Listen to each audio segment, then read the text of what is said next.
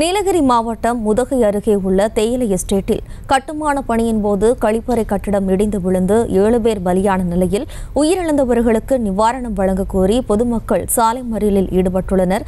கூடுதல் விவரங்களோடு நமது செய்தியாளர் அனிஷ் இணைகிறார். வணக்கம் அனிஷ், விவரம். வணக்கம் ஜெயஸ்ரீ. நீலகிரி மாவட்டம் முதுகை அடுத்த லவ்டேல் காந்திநகர் என்னும் பகுதியில் தனியாருக்கு சொந்தமான கட்டுமான பணிகள் நடந்து கொண்டிருக்கும் பொழுது இன்று காலை ஒரு பெரிய விபத்து ஏற்பட்டு தடுப்பு சுவரானது இடிந்து விழுந்து 7 பேர் பலியாகி உள்ளனர். இந்த சம்பவமானது நீலகிரி மாவட்டத்தில் பெரும் சோகத்தை ஏற்படுத்தியுள்ளது. இந்நிலையில் பார்த்தோமேனா இந்த சம்பவத்தை கண்டித்து அங்க இருக்கக்கூடிய பொதுமக்களானவர்கள் சாலை மறியலில் ஈடுபட்டனர்.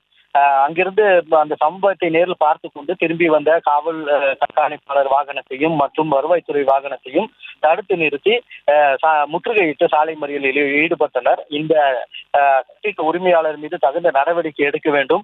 மேலும் இதேபோல் நீலகிரி மாவட்டத்தில் தகுந்த அனுமதி இல்லாமல் கட்டப்பட்டு வரும் கட்டிடங்கள் மேல் நடவடிக்கை எடுக்க வேண்டும் என கூறி இந்த பொதுமக்களானவர்கள் சாலை மறியலில் ஈடுபட்டுள்ளனர்.